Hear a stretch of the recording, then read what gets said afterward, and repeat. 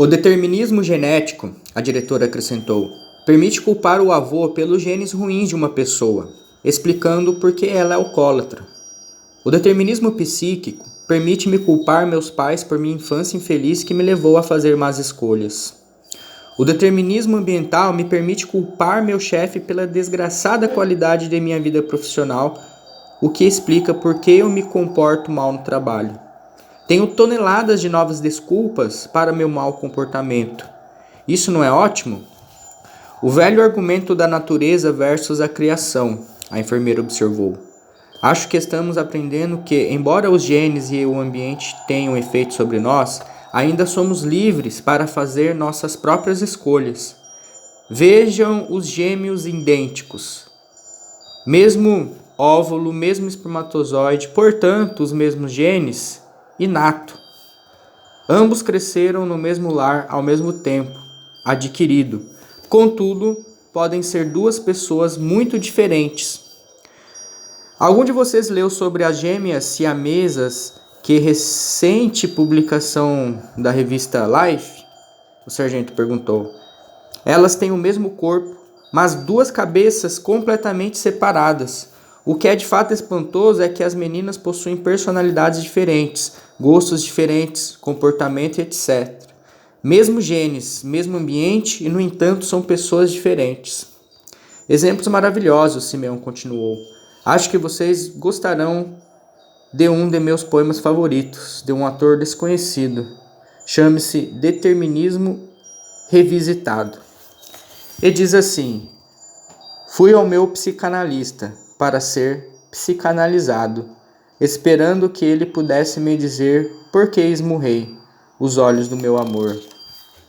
Ele me fez deitar no divã para ver o que poderia descobrir, e eis o que ele pescou do meu subconsciente. Quando eu tinha 1 ano, mamãe trancou minha bonequinha num baú, e por isso é natural que eu esteja sempre bêbada. Um dia, quando eu tinha 2 anos, vi papai beijar a empregada, e por isso agora sofro de cleptomania. Quando eu tinha 3 anos, senti amor e ódio por meus irmãos, e é exatamente por isso que espanco todos os meus amantes. Agora estou tão feliz por ter aprendido essas lições que me foram ensinadas, de que tudo o que faço de errado é culpa de alguém, que tenho vontade de gritar. Viva Sigmund Freud! Reparei que a única pessoa que não estava rindo era a treinadora, e por isso perguntei: você parece não concordar com esta ideia, Chris. O que está incomodando você? Não estou tão certa de termos liberdade de escolha. Por exemplo, há estudos que indicam com clareza que os alcoólatras são muito mais propensos a ter filhos alcoólatras. E alcoolismo não é uma doença? Como você pode dizer que é uma escolha? Grande pergunta, Chris, Simeão respondeu. Vim de uma família atormentada pelo álcool. Sei que tenho uma certa predisposição para o alcoolismo e que preciso ter muito cuidado com isso. De fato, quando eu tinha 20 e tantos anos, quase 30, por pouco não me tornei um alcoólatra. Mas, embora eu possa ser predisposto a ter o problema com o álcool, faz sentido atribuir a responsabilidade pela bebida a meu pai ou meu avô? Ou cabe a mim escolher tomar ou não aquele primeiro gole?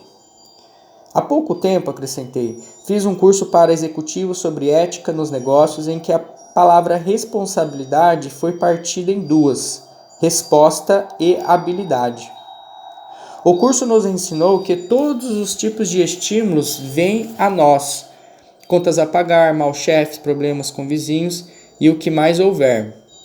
O estímulo sempre vem a nós, mas como seres humanos temos a habilidade de escolher nossa resposta. De fato, Simeão disse, falando mais rapidamente, a habilidade de escolher nossa resposta é uma das glórias do ser humano. Os animais respondem de acordo com o instinto. Um urso de Michigan faz o mesmo tipo de toca que um urso de Montana, e um pássaro azul de Ohio faz o mesmo tipo de ninho que o pássaro azul de Utah.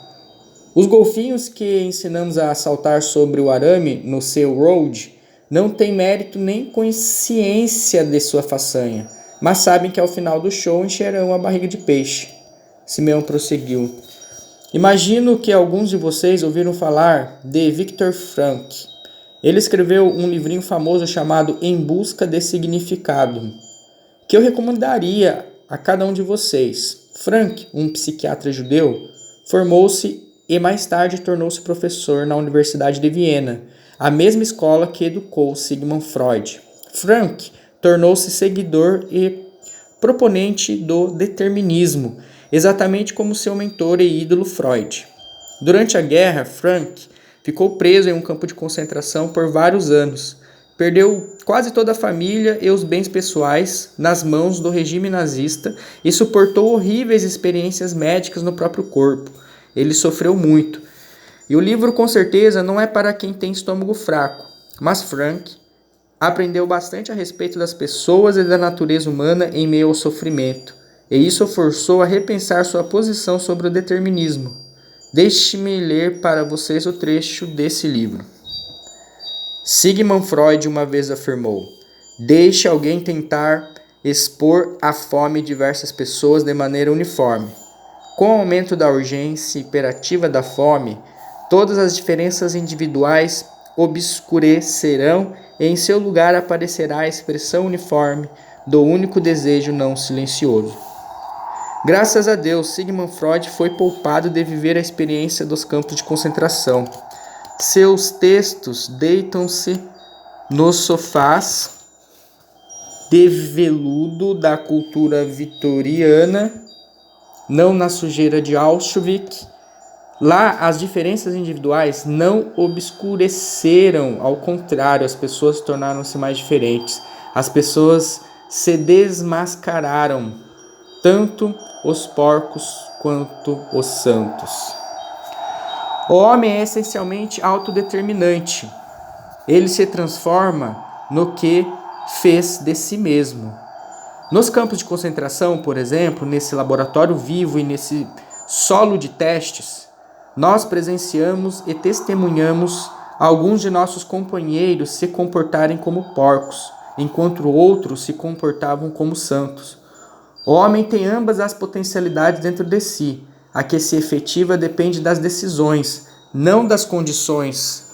Nossa geração é realista porque passamos a conhecer o homem como realmente é. Além do mais, o homem é esse ser que inventou as câmeras de gás de Auschwitz. Entretanto, ele também é aquele ser que entrou nessas câmeras de gás de pé, com a oração do Senhor ou a Shema Israel nos lábios. Temos de alguns momentos. Depois, a diretora reclamou com firmeza: olha que magnífica mudança de paradigma. Imagine um genuíno determinista dizendo: o homem é essencialmente autodeterminante. Ele se transformou no que fez de si mesmo. Ou então, de que modo de ser das pessoas depende das decisões, mas não das condições? Incrível.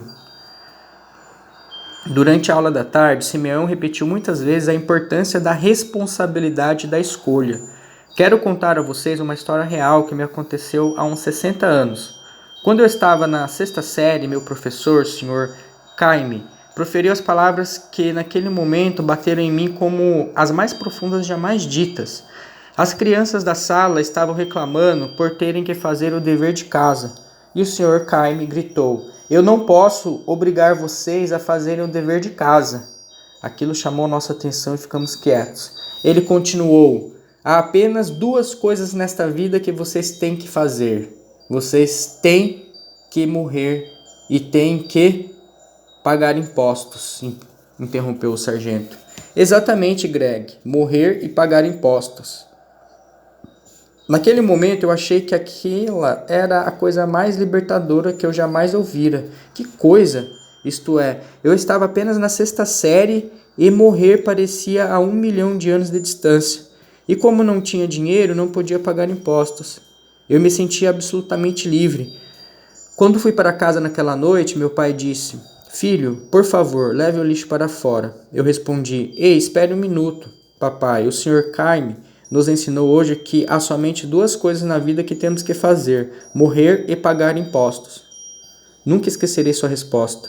Ele olhou para mim e disse, muito devagar, mas claramente: filho, Estou contente por você estar aprendendo tantas coisas valiosas lá na escola.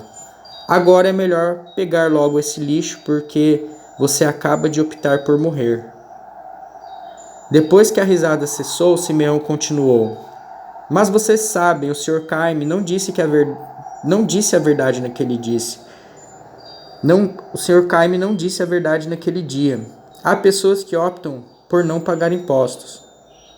Enquanto estou aqui falando, há pessoas nas florestas do noroeste do Pacífico que têm vivido do cultivo da terra desde a Guerra do Vietnã. Eles nem mesmo usam dinheiro, muito menos pagam impostos. Amigos, há apenas duas coisas na vida que você tem que fazer. Vocês têm que morrer e fazer escolhas. Dessas não há como escapar. E se você simplesmente resolver pular fora da vida e não participar de nenhuma escolha ou decisão? O sargento interpelou. O filósofo dinamarquês Kierkegaard uma vez disse que não tomar uma decisão já é uma decisão. A diretora respondeu. Uma vez disse que não tomar uma decisão já é uma decisão. Não fazer uma escolha é uma escolha. Então, qual é o sentido de toda esta conferência sobre escolha e responsabilidade, Simeão? Perguntou o sargento. Lembre-se, Greg, dissemos que o caminho para a autoridade e a liderança começa com a vontade. A vontade são as escolhas que fazemos para aliar com nossas ações as nossas intenções. Estou querendo dizer que, ao final, todos temos que fazer escolhas a respeito de nosso comportamento e aceitar a responsabilidade por essas escolhas. Escolheremos ser pacientes ou impacientes, bons ou maus, ouvintes ativos ou meramente silenciosos, esperando nossa oportunidade de falar, humildes ou arrogantes, respeitadores ou rudes, generosos ou egoístas, capazes de perdoar ou ressentidos, honestos ou desonestos, comprometidos ou apenas envolvidos. Você sabe, Simeão, o sargento falou mais tranquilo. Tenho pensado sobre o comentário que fiz no princípio da semana, de como esse comportamento amoroso não parece natural. Lee me chamou a atenção, dizendo que eu escolho agir com consideração pelas pessoas importantes. Mas esse comportamento não me vem naturalmente. E eu fico sufocado só de pensar em tentar fazer isso com minhas tropas. Isso não me parece fazer parte da natureza humana. A diretora ofereceu outra citação. Um especialista disse que faz parte da natureza humana ir ao banheiro de calças. Onde é que você conseguiu essa? O sargento perguntou. Com o autor de A Estrada Menos Percorrida. Um psiquiatra e conferencista chamado Mr. Scott Peck. Teresa sorriu maliciosamente. Parece piada, mas acho bastante profundo. Para uma criança, o treinamento no urinol parece a coisa menos natural do mundo. É tão mais fácil simplesmente fazer tudo nas calças. Mas com o tempo, essa coisa artificial torna-se natural quando a criança, depois de treinar a autodisciplina, adquire o hábito de usar o vaso sanitário. Acho que isso vale para qualquer disciplina, a enfermeira sugeriu. Seja aprender a usar o vaso sanitário, escovar os dentes, ler e escrever, ou qualquer nova habilidade que nos disciplinemos a aprender.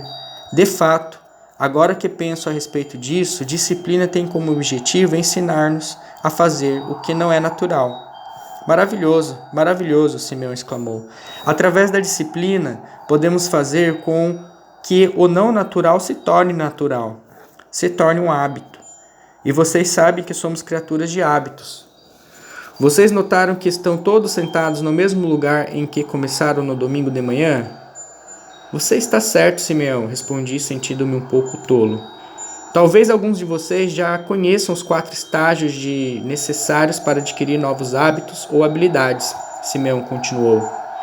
Eles tanto se aplicam à aprendizagem de bons hábitos como a de maus hábitos, de boas e de más qualidades, de bons e de maus comportamentos.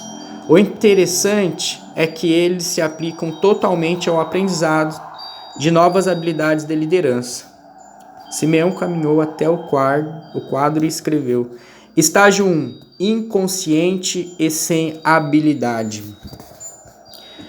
Esse é o estágio em que você ignora o comportamento e o hábito. Isto se dá antes de sua mãe querer que você use o vaso sanitário, antes de você tomar seu primeiro drink ou fumar seu primeiro cigarro, antes de você aprender a esquiar, jogar basquetebol, tocar piano, datilografar, ler, escrever, o que quer que seja. Você está inconsciente ou desinteressado em aprender a prática e, obviamente, despreparado. Ele voltou ao quadro e escreveu. Estágio 2. Consciente e sem habilidade. Este é o estágio em que você toma consciência de um novo comportamento, mas ainda não desenvolveu a prática. É quando sua mãe começa a sugerir o vaso sanitário. Você fumou seu primeiro cigarro, ou bebeu, e isso caiu mal. Você pegou os esquis, tentou fazer uma cesta, sentou-se à máquina de escrever ou ao piano pela primeira vez. Tudo é muito desajeitado, antinatural e até assustador. Mas, se você continuar a lidar com isso, irá para o terceiro estágio. Ele se virou e escreveu. Estágio 3. Consciente e habilidoso. Este é o estágio em que você está se tornando cada vez mais experiente e se sente confortável com o novo comportamento ou prática. É quando a criança quase sempre consegue se controlar, quando você saboreia os cigarros e a bebida, quando já consegue esquiar razoavelmente, quando o datilógrafo e o pianista não precisam mais olhar para o teclado. Você está adquirindo o jeito da coisa neste estágio. Qual seria a evolução final na aquisição de um novo hábito? Inconscientemente e habilidoso. 3 pessoas falaram ao mesmo tempo. Exatamente, Simeão disse enquanto escrevia. Estágio 4, inconsciente e habilidoso. Este é o estágio em que você já não tem que pensar. É o estágio em que escovar os dentes e usar o vaso sanitário de manhã são a coisa mais natural do mundo. É o estágio final para o alcoólatra e o fumante, quando estão praticamente esquecidos do seu hábito compulsório. É quando você esquia montanha abaixo como se estivesse caminhando pela rua. Este estágio descreve Michael Jordan na quadra de basquete. Muitos jornalistas esportivos zombaram dele, dizendo que ele joga como se estivesse inconsciente, o que é uma descrição exata do que acontece. Muito mais do que eles imaginam. Com certeza, Jordan não tem que pensar em sua forma de estilo, por isso se tornou natural para ele. Este estágio também serve para os datilógrafos e os pianistas altamente eficientes, que não pensam em seus dedos batendo no teclado. Tornou-se natural para eles. Greg, este é o estágio em que os líderes conseguiram incorporar seu comportamento aos hábitos e à sua verdadeira natureza. Estes são os líderes que não precisam tentar ser bons líderes, porque são bons líderes. O líder neste estágio não tem que tentar ser uma boa pessoa, pois ele é uma boa pessoa. Parece que você está falando da construção do caráter, Simeão sugeriu. Exatamente, John. A real capacidade de liderança não fala da personalidade do líder, de suas posses ou carisma, mas fala de quem ele é como pessoa. Eu achava que liderança era estilo, mas agora sei que liderança é essência, isto é, caráter. Sim, tenho pensado nisso, disse meu companheiro de quarto. Muitos grandes líderes tiveram diferentes personalidades e estilos muito diversos, e no entanto foram líderes eficientes. Você está certo, Simeão, deve haver muito mais do que apenas estilo. Liderança e amor são questões ligadas ao caráter, Simeão acrescentou. Paciência, bondade, humildade, abnegação, respeito, perdão, honestidade, compromisso. Estas são as qualidades construtoras do caráter.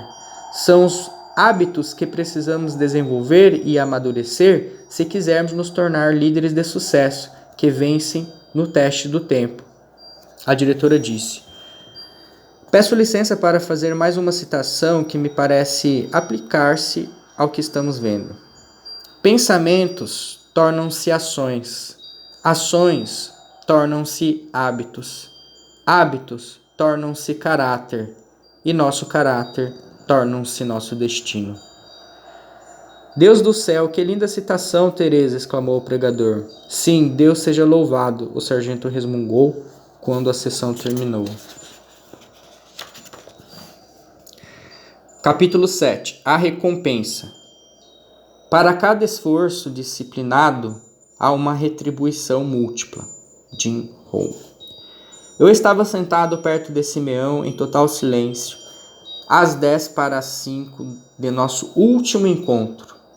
De repente, ele se virou para mim e perguntou: Qual foi a coisa mais importante que você aprendeu esta semana, John?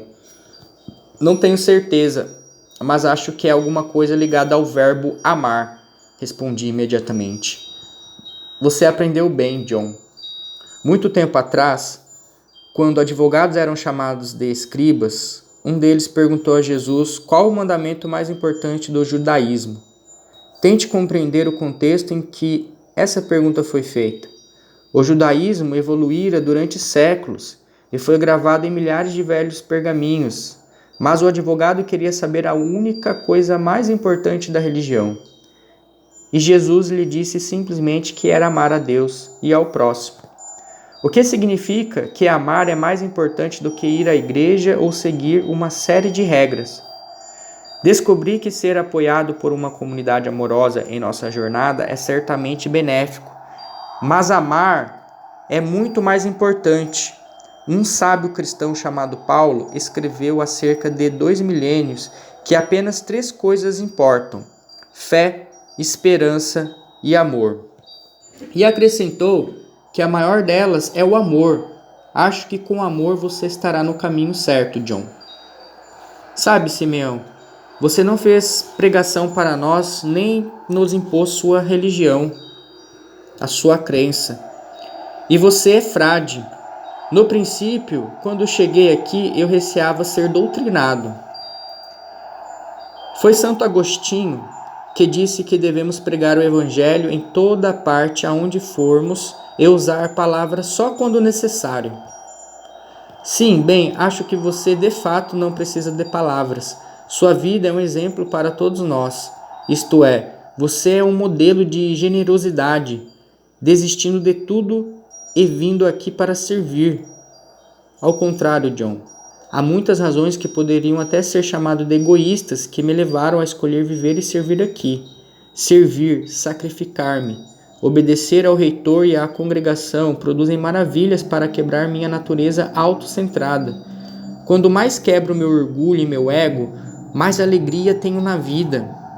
John, às vezes sinto uma alegria tão absolutamente indescritível quando me dou aos outros que, egoisticamente, fico querendo servir mais. Eu gostaria de ter a sua fé, Simeão, mas a fé, a liderança, o amor e todas as outras coisas sobre as quais falamos esta semana são difíceis para mim e tão naturais para você. Lembre-se, John, as coisas não são sempre como parecem ser. Quando eu cheguei aqui, tudo me pareceu muito difícil. Só Deus sabe o quanto lutei e ainda luto para desapegar-me e doar-me aos outros. Mas confesso a você que é mais fácil agora, porque essas coisas me tornaram mais inconscientes e eu me tornei mais habilidoso. E Jesus me ajudou ao longo do caminho. Bem, eu sei que você acredita que Jesus o ajuda, mas eu sinto que preciso de um pouco mais de prova. Infelizmente, você não pode provar a existência de Deus. Você está certo, John. Não posso provar a você empiricamente a existência de Deus, assim como você não pode empiricamente provar-me que Deus não existe. Contudo, vejo a prova da existência de Deus em todos os lugares para onde olho. Você provavelmente vê um mundo diferente do meu. Lembre-se do que falamos antes. Não vemos o mundo como ele é.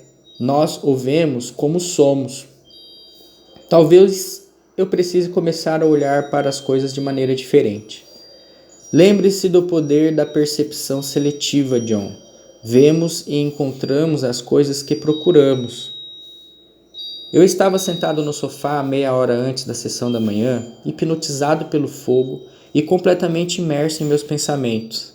De repente, lágrimas começaram a rolar pelo meu rosto, algo que não acontecia havia mais de 30 anos. O sargento veio caminhando, sentou-se no sofá perto de mim, bateu no meu joelho e perguntou: "Você está bem, parceiro?" Eu apenas balancei a cabeça. Estranho. Para minha surpresa, eu não estava envergonhado pelas lágrimas, nem me sentia obrigado a encobri-las. Deixei-as rolar. E o sargento continuou sentado lá, perto de mim, em silêncio. Estas são as nossas últimas horas junto em grupo, e eu estou curioso a respeito dos pensamentos que vocês devem ter sobre o que discutimos. Há algum sim, mas ou e se na cabeça de alguém esta manhã? Estou com a sensação de que é trabalho demais, eu disse, minha voz um pouco quebrada. O esforço que vai ser necessário para estabelecer influência, o trabalho de prestar atenção, amar, doar-se aos outros e a disciplina para aprender novas práticas e comportamentos me levam a uma dúvida que me incomoda, Simeão. Vale a pena todo esse esforço? John, esta é uma pergunta que eu fiz várias vezes durante anos. O líder que opta pela autoridade e influência precisa fazer muitas escolhas e sacrifícios. É necessário muita disciplina. Mas para mim é claro que foi para isso que nos inscrevemos quando voluntariamente resolvemos ser líderes. A treinadora começou a mexer-se na cadeira.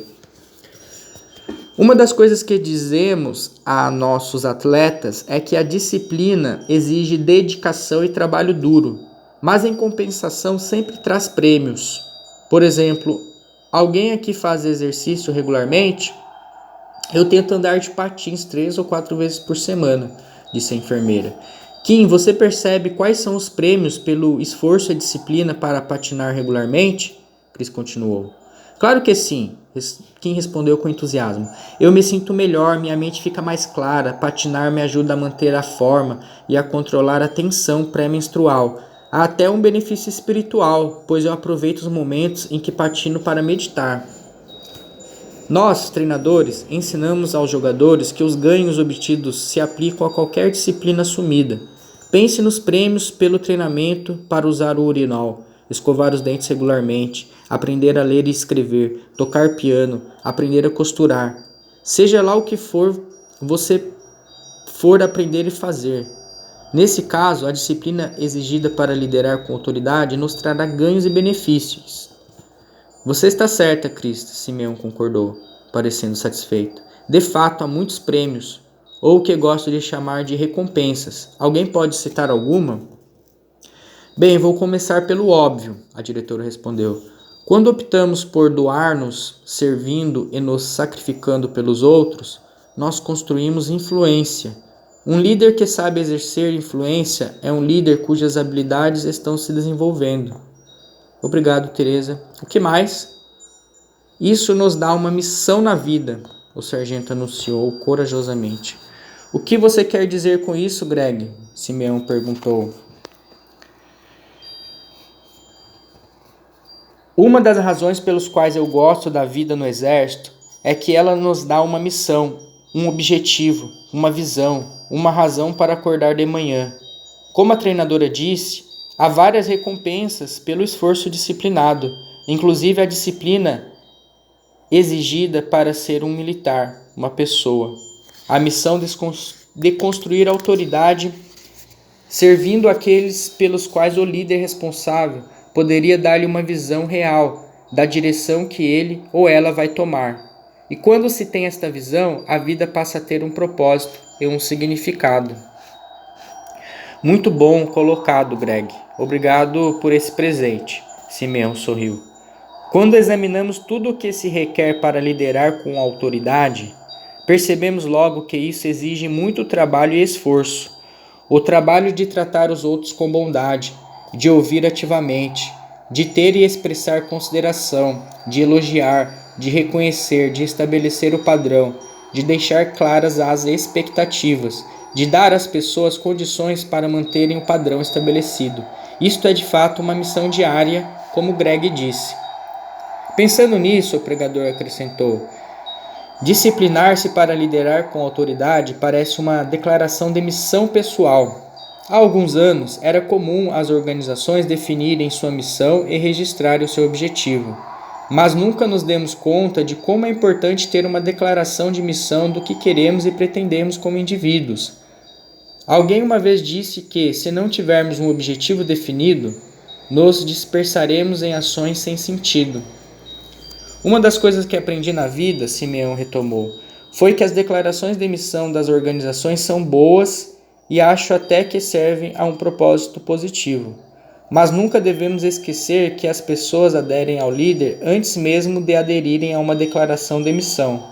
Se aderirem ao líder, elas irão aderir a qualquer declaração de missão que o líder tiver. Estou muito grato a você, Greg, por levantar essa questão de missão, de objetivo e sentido, a diretora comentou. Nossos alunos estão à procura, às vezes desesperadamente, do objetivo e sentido do que fazem. E, se essa necessidade não é satisfeita, voltam-se para as gangues, as drogas, a violência e um exército de outros demônios para preencher o vácuo. Uma vez li um estudo sociológico feito a partir de uma pesquisa com 100 pessoas de mais de 90 anos. Simeão acrescentou. A pergunta era simples. Se você tivesse que viver uma vida outra vez, o que faria de maneira diferente?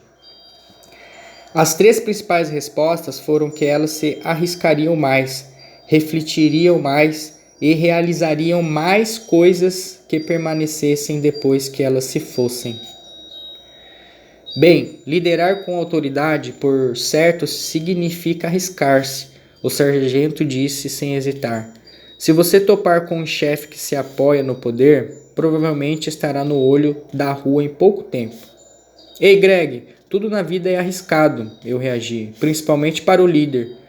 Você conhece o velho ditado, quanto maior a altura, maior a queda. Boone Phillips, o ex-treinador do Houston Oilers, uma vez disse, há apenas 2 espécies de treinadores, os que são despedidos e os que estão para ser despedidos. Encare essa, o líder corre risco de qualquer maneira. Eu gosto de qualquer da pesquisa que fala em refletir mais, a enfermeira disse tranquila. No princípio desta semana, Simeão nos pediu para refletir sobre mais a tremenda responsabilidade de ter seres humanos confiados ao nosso cuidado. Acho que esses 100 velhinhos estão certos. Devemos refletir mais sobre nossas responsabilidades hoje e não quando estivermos em um asilo de velhos. Gostaria da parte da pesquisa sobre realizar mais coisas que permaneçam depois da nossa morte, o pregador acrescentou. Passei muito tempo com idosos e essa questão de ter trazido uma contribuição para a vida dos outros é fundamental para que o envelhecimento e a morte se deem em paz. No fim, a única questão importante será: que diferença a nossa vida fez no mundo? Se exercemos liderança dentro do conceito que vimos durante esta semana, teremos a oportunidade única de fazer uma real diferença na vida dos outros. A alternativa é seguir a multidão e liderar a maneira antiga do faça isso, senão. Mas, claro, os que seguem a multidão nunca serão seguidos por ela. Fazer diferença na vida dos outros é muito importante, disse a diretora. Uma tribo de índios americanos tem um velho ditado que diz: quando você nasceu, você chorou e o mundo se regozijou. Na sua vida de tal maneira que, quando você morrer, o mundo chore e você se regozije. Que ditado bonito, Teresa, a enfermeira exclamou. Simeão, parece-me que outra recompensa seria uma vida de harmonia espiritual. Se de fato estivermos liderando com autoridade, nos doando aos outros, estaremos seguindo a regra de ouro. Nossas vidas estarão em sintonia com Deus, ou com nosso poder mais alto, se preferirem. Fiz um curso de religiões com paradas e me lembro de ter lido o clássico de Huston Smith, The Religion of Man, As Religiões do Homem. No epílogo, ele discute o relacionamento entre as grandes religiões do mundo e conclui que, num ponto muito importante, elas são iguais. Isto é, cada uma das grandes religiões contém uma versão da regra de ouro. Grande observação, Kim, a treinadora comentou. Eu sempre quis saber como integrar minhas crenças espirituais com meu trabalho. e acho que estou encontrando uma pista aqui. Como Vince Lombardi disse, nós não temos que gostar dos nossos colegas e sócios, mas como líderes, somos instados a amá-los e tratá-los como gostaríamos de ser tratados. E como quero ser tratada? Quero que meu líder seja paciente comigo, me dê atenção, me valorize, me incentive, seja autêntico comigo, me trate com respeito, satisfaça minhas necessidades quando surgirem, me perdoe quando eu errar, seja honesto comigo, me dê retorno, me dê condições para atingir os objetivos e, por fim, seja comprometido. Então, a regra de ouro diz como devo me comportar em relação aos meus liderados, exatamente como eu gostaria de ser tratada. Se de fato temos um Pai no céu, e é claro que estou convencido disso, falou Simeão suavemente, parece-me claro que a regra deste Pai seja que nos amemos uns aos outros. Não amar no sentido de como nos sentimos uns em relação aos outros, mas na maneira como nos comportamos uns com os outros. Deixe-me fazer uma analogia sobre a minha situação de pai de 5 filhos e a situação de Deus com seus filhos. Como pai, e por mais que eu desejasse que fosse diferente, sei que meus filhos nem sempre se darão bem entre si. Sei que haverá conflito, sei até que eles podem não gostar um do outro, mas o que espero é que eles se tratem com respeito, que se tratem como pessoa, como a pessoa importante que cada um deles é, que se tratem como gostariam de ser tratados. Esta era a norma em minha casa. Vocês não acham que Deus olha para seus filhos dessa maneira? Nem mesmo o sargento fez objeção a esta fala durante o intervalo da manhã. Esta é a nossa última hora juntos, Simeão começou. Discutimos as várias recompensas que nos chegam quando nos disciplinamos para liderar com autoridade. Mas há ainda uma recompensa muito valiosa que deve ser mencionada. É a recompensa da alegria. Alegria, Simeão? O sargento perguntou, respeitoso. O que é que a felicidade tem a ver com liderança? Eu falo de alegria, Greg, não de felicidade, porque a felicidade é baseada em acontecimentos. Se coisas boas acontecem, estou feliz. Se acontecem coisas más, estou infeliz. A alegria é um sentimento muito mais profundo, que não depende de circunstâncias externas. A maioria dos grandes líderes que se apoiaram na autoridade tem falado dessa alegria. Buda, Jesus Cristo, Gandhi, Martin Luther King, até Madre Teresa. A alegria é satisfação interior e a convicção de saber que você está verdadeiramente em sintonia com os princípios profundos e permanentes da vida.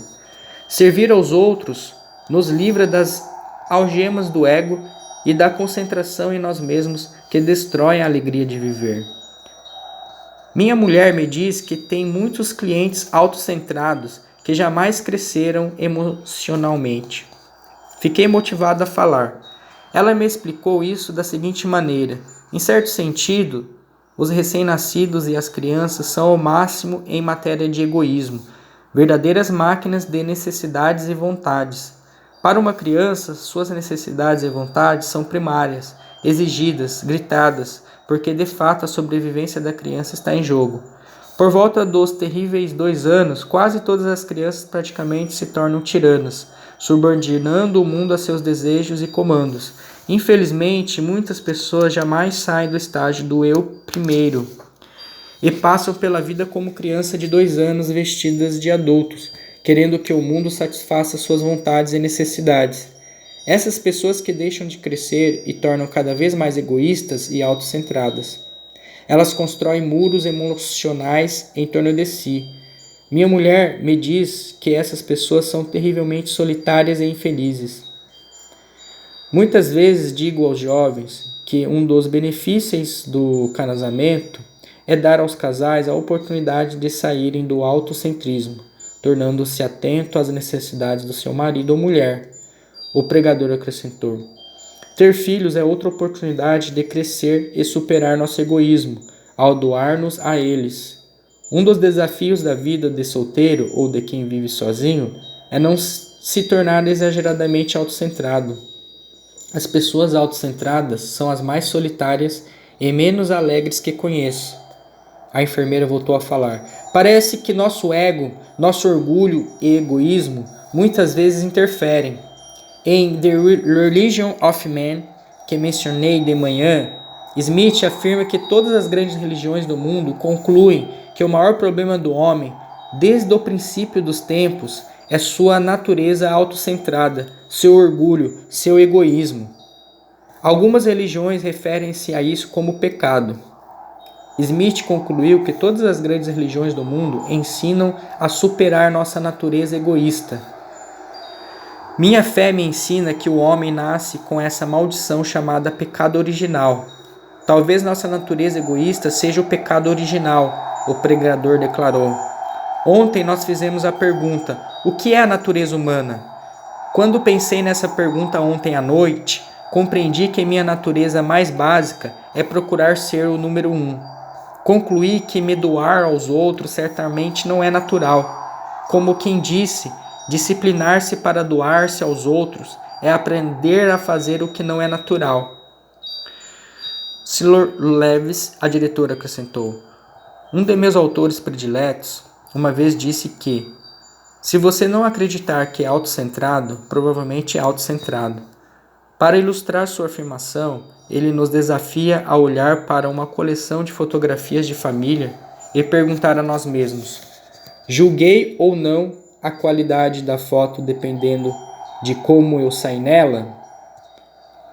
Obrigado pela contribuição, Simeão sorriu, balançando a cabeça. Amar os outros, doar-nos e liderar com autoridade nos forçam a quebrar nossos muros de egoísmo e ir ao encontro das pessoas. Quando negamos as nossas próprias necessidades e vontades e nos doamos aos outros, crescemos. Tornamo-nos menos autocentrados e mais conscientes dos outros. A alegria é uma consequência dessa doação. Uma vez perguntaram ao Dr. Carl Menninger, famoso psiquiatra, o que ele reconheceria a alguém, o que ele recomendaria que estivesse a ponto de ter uma crise nervosa. Ele disse que para a pessoa sair de casa, ir ao encontro de alguém necessitado e ajudar essa pessoa, a diretora concluiu. Acho isso bastante óbvio, afirmou o sargento. Quando ajudamos alguém, naturalmente nos sentimos bem. Mesmo quando assino um cheque para uma obra de caridade, acredito que uma das maiores motivações é o fato de isso me fazer sentir bem. Obrigado por sua honestidade, Greg, disse Simeão. Eu tenho uma citação para você de uma de minhas pessoas favoritas, o Dr. Albert Schweitzer. Ele disse: eu não sei qual será seu destino, mas uma coisa eu sei.